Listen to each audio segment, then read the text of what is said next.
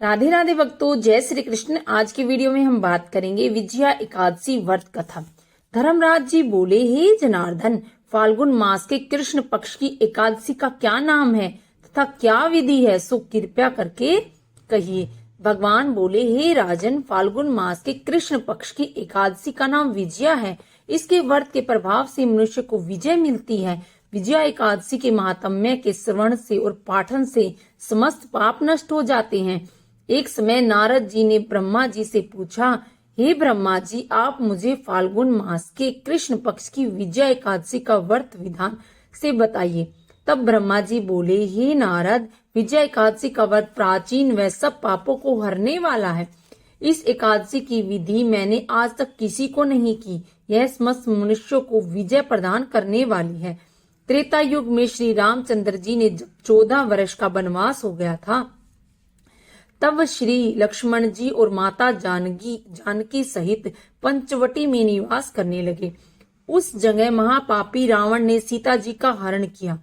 इस दुखद घटना से श्री राम और लक्ष्मण जी अति व्याकुल हुए और सीता की खोज में चल दिए। घूमते घूमते वह जटायु के पास जा पहुंचे तो उसने अपनी समस्त कथा सुनाकर स्वर्ग को चला गया। कुछ आगे चलकर उसकी सुग्रीव से मित्रता हुई और बालिका वध किया। फिर हनुमान जी ने लंका में जाकर सीता जी से रामचंद्र जी और सुग्रीव की मित्रता का वर्णन किया और वहां से लौटकर हनुमान जी श्री रामचंद्र जी के पास आए और सब हाल कहा। तब रामचंद्र जी ने सुग्रीव की संपत्ति से वानर बालुओं को सेना सहित लंका में प्रस्थान किया। तब श्री रामचंद्र जी समुद्र के किनारे पहुंचे। तब उन्होंने महान अगाध मगरमच्छ से युक्त समुद्र को देखकर लक्ष्मण ने कहा, हे भाई, इस महान अगाध मगरमच्छ से युक्त समुद्र को हम किस प्रकार पार करेंगे? तब लक्ष्मण जी बोले, हे भ्राता, आप यदि पुरुष प्राण पुरुषोत्तम हो, यहाँ से करीब आधा योजन की दूरी पर कुमारी द्वीप में बकदा लभ्य नाम के मुनि रहते हैं। उन्होंने अनेकों नाम से ब्रह्मा देखे हैं। आप उनके पास जाकर इसका उपाय पूछिए। लक्ष्मण जी के वचन सुनकर रामचंद्र जी बकदा लभ्य ऋषि के पास गए और उनको प्रणाम करके बैठ गए। मुनि जी भी उनको मनुष्य रूप में पुरुषोत्तम समझा और पूछा, हे राम, आप यहाँ से पधारे हैं? तब वह बोले, हे महर्षि, मैं अपनी सेना सहित यहाँ आया हूँ। आप कृपया कर समुद्र पार करने का कोई उपाय बताइए। इसी के लिए मैं आपके पास आया हूँ। तब ऋषि बोले, हे रामचंद्र जी, मैं आपको उत्तम व्रत बतलाता हूँ। फाल्गुन मास के कृष्ण पक्ष की विजया नामक एकादशी का व्रत करने से तुम समुद्र के अवश्य ही पार कर जाओगे और तुम्हारी विजय होगी। हे राम जी, इस व्रत की विधि यह है, 10वीं के दिन स्वर्ण, चांदी, तांबा और मिट्टी किसी का भी कलश बनाए। उस कलश को जल से भरकर तथा उस पर पंचलव रखकर वेदिका पर स्थापित करे। उस कलश के नीचे 7 अनाज मिले हुए और ऊपर जो रखे उस पर श्री नारायण भगवान का स्वर्ण प्रतिमा स्थापित करे। एकादशी के दिन स्नान आदि नित्य कर्म से निवृत्त होकर धूप दीप नैवेद्य केले नारियल आदि से भगवान की पूजा करें। उस समस्त दिन को भक्ति पूर्वक कलश के सामने व्यतीत करें। रात्रि को भी इस तरह बैठकर जागरण करना चाहिए। द्वादशी के दिन नदी और तालाब के किनारे स्नान आदि से निवृत्त होकर उस कलश को ब्राह्मण को देना चाहिए। हे राम, यदि तुम इस व्रत को अपने सेनापति सहित करोगे तो अवश्य ही विजय होगी।